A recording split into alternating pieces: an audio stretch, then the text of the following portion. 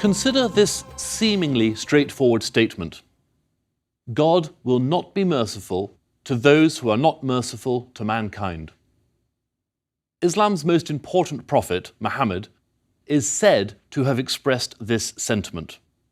But how do we know whether or not he actually said the words? Well, for some it's a matter of faith, which requires no evidentiary proof. For others, the fact that the words were written down by a man named Imam al-Bukhari is all the verification of its authenticity that they need. The Arabic word for the sayings of Muhammad is Hadith, and the Hadith, or sayings of the Prophet, are one principal subject of this lecture. But so is Imam al-Bukhari, the man responsible for the first great collection of his Hadith. Al-Bukhari compiled his book during the Islamic Golden Age, from roughly 750 to 1258 AD. And while the age encompasses the Muslim world's vast contributions to the arts, to the sciences, and to government and empire building, of all the subjects we might consider when talking about the Islamic Golden Age, the story of the collecting of hadiths focuses most closely on the religion of Islam itself. Indeed, the focus of this lecture is a vitally important matter in Islamic theology. At the most basic level, hadith are the sayings and actions of Muhammad, and so they provide guidance as to how a Muslim should properly lead his or her life. Over time, it was through various collections of hadith that Islam became more formally codified, more structured, and more dogmatic. One demonstration of this can be found in the fissure of the two main branches of Islam, the Sunni and the Shia. Today, they have different hadith traditions, which also started during the Golden Age. The overwhelming majority of Islamic scholars, both living and dead, view Imam al-Bukhari's book of Muhammad's collected sayings as the most authentic and therefore the most important literature in the Islamic faith after Islam's most sacred text, the Quran itself. Akin to the Bible for Christians or the Torah and other sacred texts for Jews, the Quran is held by Orthodox Muslims to have been revealed by God to Muhammad. But the text itself is believed eternal, meaning it predated the revelation. Many early Muslims believed the Quran held all the answers. But in time, more and more Muslims felt the need for some additional guidance, especially in matters of daily life. In this way, what Muhammad said and what he did was adopted as an example of the best way to live and behave. So accounts of what Muhammad said and did in his own lifetime were passed on through a chain of transmitters from one generation to the next and the one after that, and so on. So while examining Bukhari's labours in compiling more than 7,000 hadith, we will also consider the process of authenticating these sayings, because authentication is a central component of the work of all hadith compilers. It's important to understand that each hadith consists of two parts. One, the words themselves, which present Muhammad's words or actions. And two, the chain of transmission I just mentioned. That is, how the words were passed down from Muhammad's day up to the point where they were written down as hadith. Now we have to ask ourselves this. Why, if the hadith were so important, weren't they collected and written down until the start of the 9th century, i.e., 200 years after Muhammad's death? According to Muslim tradition, one reason Muhammad's sayings weren't written down while he was alive is because he was worried that people might confuse his words as belonging to the Quran. However, by al-Bukhari's day, tens of thousands of sayings were being attributed to Muhammad, and it was believed that many of these were false, forgeries and inventions. One could write an endless list of reasons why people would want to make up the sayings of Muhammad, but in most cases, it comes down to a simple matter of influence or power. So, for example, if you were having a dispute with your neighbour, you might go and see a sympathetic sheikh and ask for his advice. This man might lend you his support by saying, well, Muhammad once said that your family was noble and good and brave, and that you have the right to marry any girl you choose. And so you'd go with the sheikh and play the trump card with your rival. Muhammad said so. Now, this might seem like a frivolous example, but as I say, there were tens of thousands of similar examples flying about at this time. And if one believes the tradition, Muhammad saw the potential problem lying ahead. There is even a hadith attributed to him in which he said, "There will be forgers, liars who will bring you hadith which neither you nor your forefathers have heard. Beware of them that they may not lead you astray." And so, the Muslim faithful decided that something had to be done about the proliferation of false hadith. It was time to separate the wheat from the chaff, the true sayings from the false. But how could this be reliably done more than 200 years after Muhammad's death? And who would take on the task? Well, as we now know, the man to take the task on would be none other than Abu Abdullah Muhammad ibn Ismail al-Bukhari.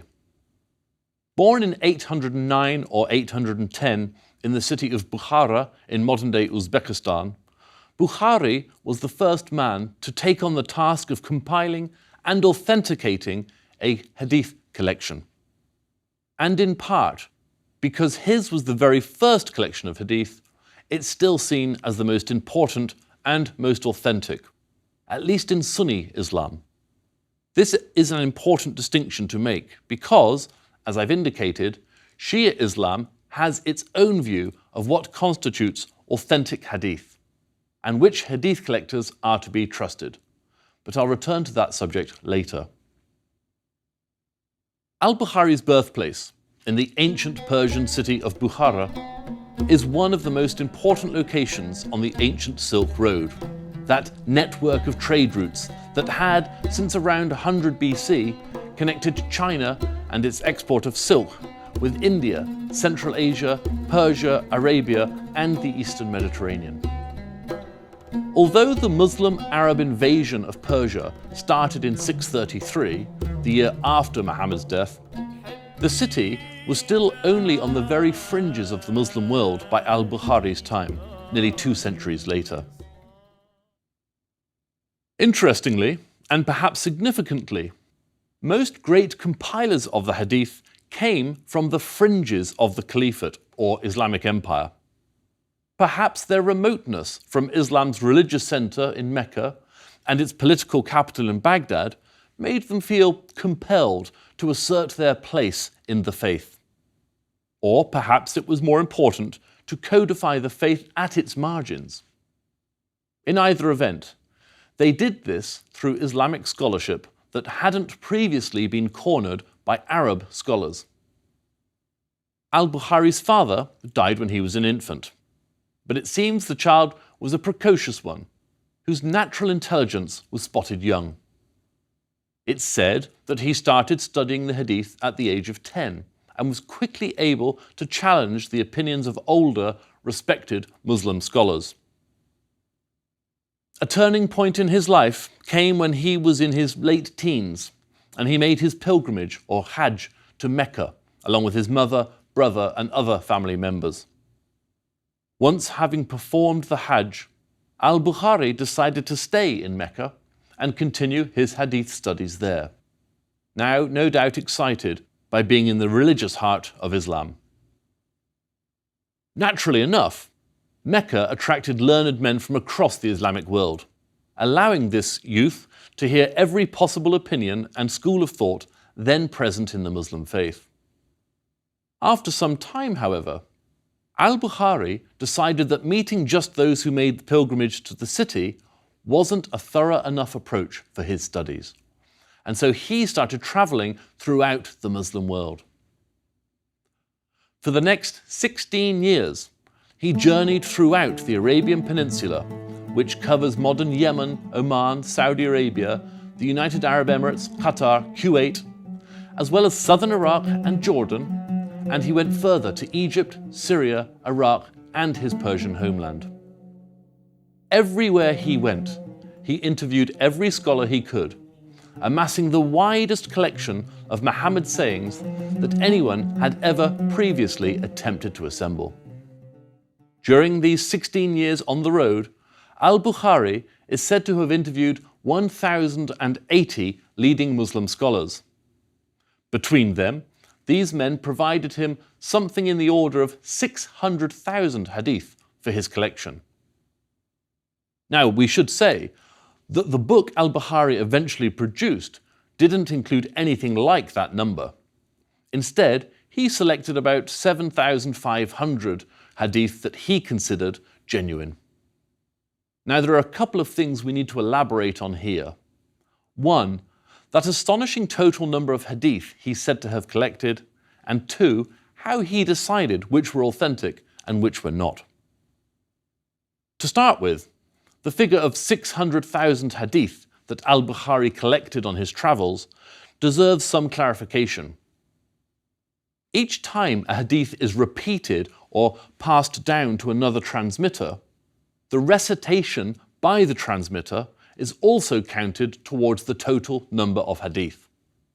So, if it's true that al-Bukhari met with 1,080 scholars during his travels, and speaking hypothetically, each of them provided him with 100 hadith, then the total number of sayings would be 108,000. Now, let's assume that in the 200 years between Muhammad uttering the original words and the time of al-Bukhari's day, there were an average of 6 transmitters, or links, in the chain. Suddenly, the 108,000 original hadith adds up to almost 650,000. Thus, what initially sounds like an impossible number can quickly be reduced to a much more realistic figure. So, once al-Bukhari eliminated those hadith that were duplicates, identical to one another in every respect, the total number could be reduced even further. Still, authenticity undoubtedly remains a central question in the matter of hadith studies, and at the very heart of the subject matter. To frame our thinking about this question, let's return to al-Bukhari's full name by way of an example. It provides a useful illustration of his job of compiling and authenticating hadith. Although he is generally known today simply as Imam al-Bukhari, his full name was Abu Abdullah Muhammad ibn Ishmael ibn Ibrahim ibn Mughari ibn Bardizbah al-Jufi al-Bukhari. Now, some of these are personal, proper names, while others tell us about where he comes from, both geographically and in terms of his lineage. For instance, the surname al-Bukhari refers to the fact that he comes from the Persian province of Bukhara. Several of his names, as is common in Arabic, also tell us whose son he was, and whose son his father was, and indeed who his grandfather was the son of. In this way, his family established a demonstrable line to their family tree. Or to put it another way, evidence of al-Bukhari's lineage through the generations. And this is precisely what al-Bukhari was doing when he compiled his lists of hadith. Another way we can think of this: what would you do if I stood here and told you, for instance, that Abraham Lincoln once said, "I like cheese"? You would, I hope, quite rightly challenge my claim and say, "Oh yeah, says who?" Well, I would then be forced to respond by saying, "Look, it's written here in this biography of Lincoln that's just come out." You would then press the issue by asking, "And where did that biographer get this quotation?" I might reply, "He says it's in a biography of Lincoln from the 1970s. And we could go together to find that book and the line that Lincoln reportedly uttered. And then ask ourselves, okay, but where did that biographer get the line? And so on and so forth. If we wanted to show that Lincoln actually said, "I like cheese," we'd repeat the process back and back until perhaps, if we were lucky, we got to a first-hand account of a dinner party where, when the cheese plate was passed around, Abraham Lincoln said, "Oh, yes please, I love cheese." And we could hope also that the person who was sitting there and claimed to have actually heard Lincoln say this was also a reliable and trustworthy individual. In just the same way, al-Bukhari and his fellow Hadith collectors travelled the Muslim world, speaking to scholars who could provide demonstrable, unbroken and reliable lines of transmission for the utterances of Muhammad from his time to their own. Now, regarding President Lincoln, after writing about him and cheese, to make this point, of course, I had to look it up. I found the following line in several sources. It is said that his wife, Mary Todd Lincoln, had a hard time getting him to remember to eat at all.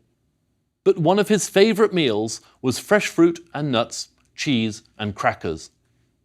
Now, note the use of "it is said." As Mrs. Lincoln never wrote a biography, we're relying on the statement about his love of cheese on reported speech.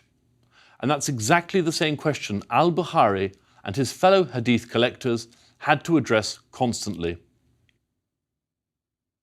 Every major religion has at its heart a principle known as the Golden Rule.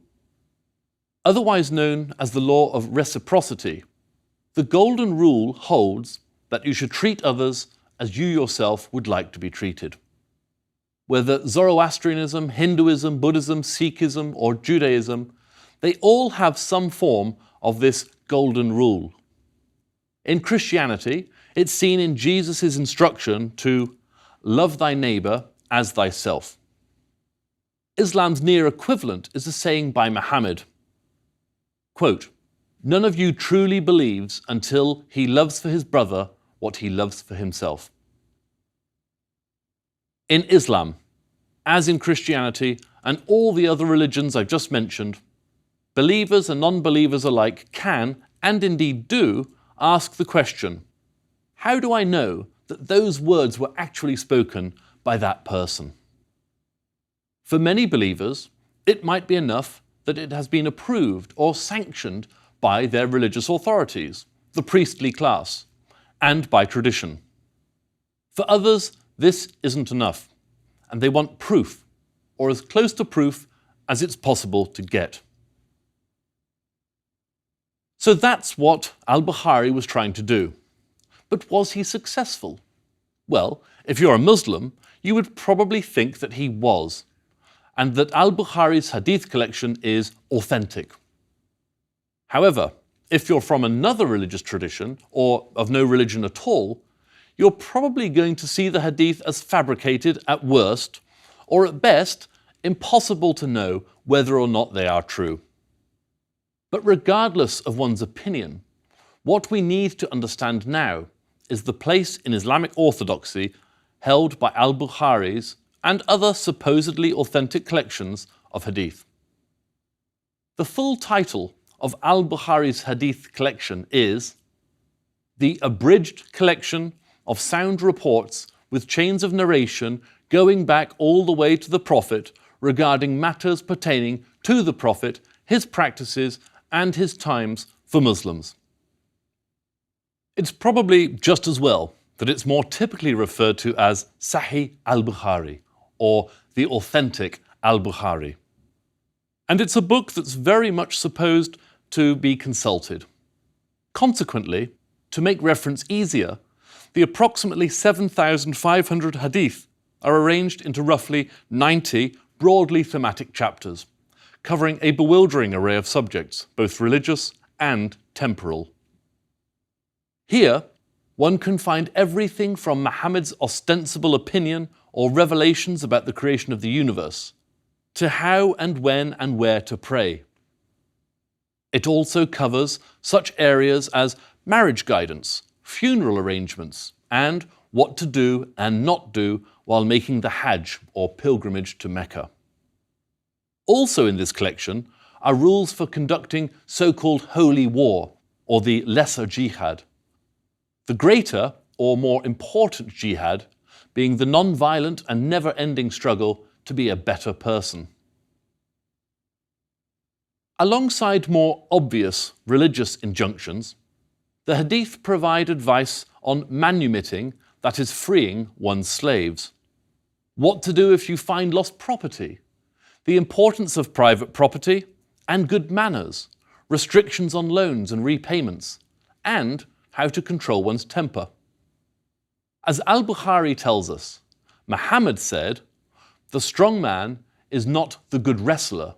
Rather, the strong man is the one who controls himself when he is angry." As we think about the life and impact of the work of Imam al-Bukhari, the most important question about his collection of hadith, and the one I suppose we'll never have an entirely satisfactory answer, is the question of authenticity. Simply put, are these hadith what they claim to be? Are they Muhammad's authentic words or mode of behavior? For Western and mainly non-Muslim scholars, we find it impossible to say either way. So where does that leave us? Are the hadith true or not? They might be, and then again, they might not be. Al-Bukhari's collection certainly contains some hadith that hold more appeal than others, at least from the perspective of 21st century non-Muslims. Many express kindness, compassion, and love for others.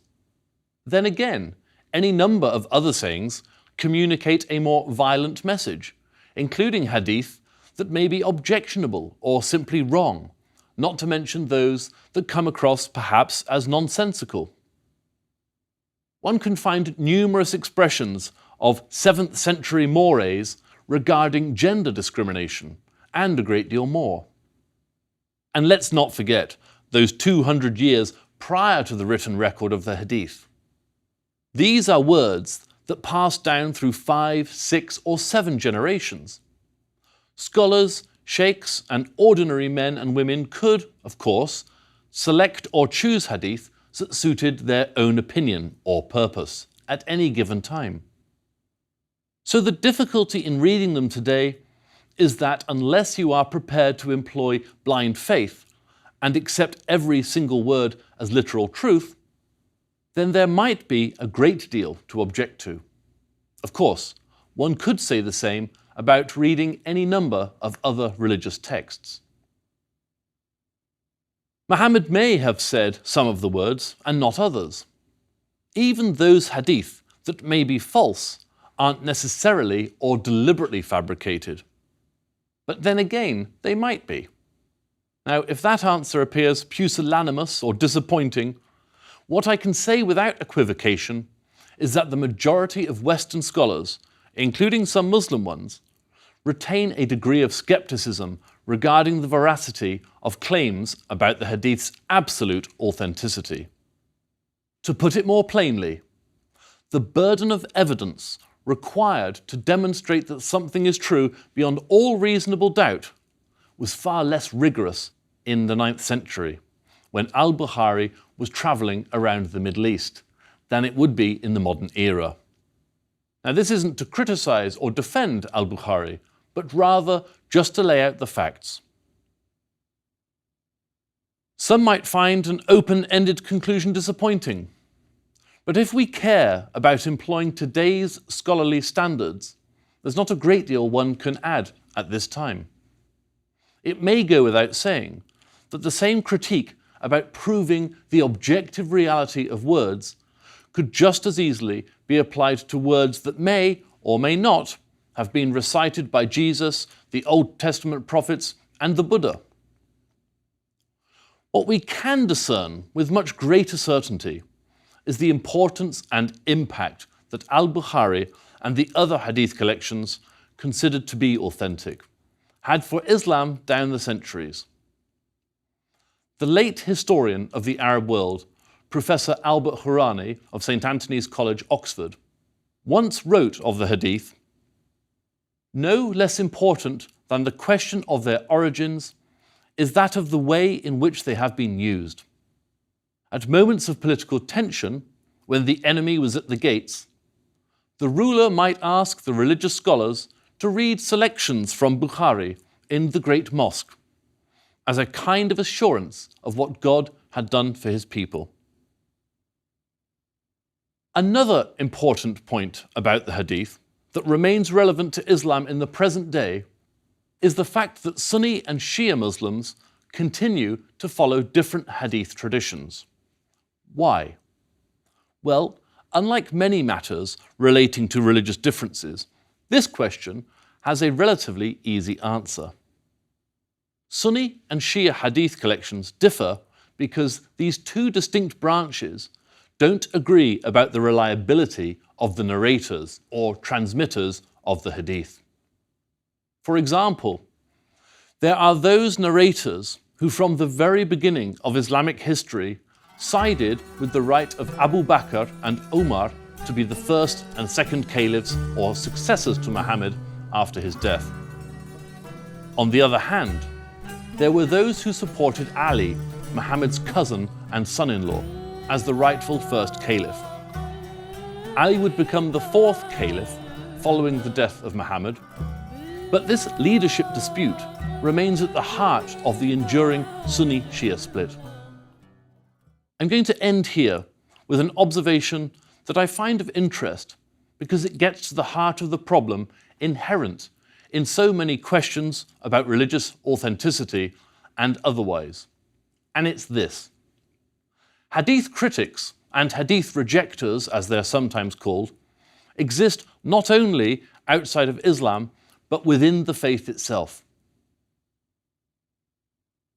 Believing that the Quran alone is sufficient, these Muslim Quranists, as they're also known, show complete disregard for any text beyond or outside of Islam's central statement of faith, including the Hadith that came afterward.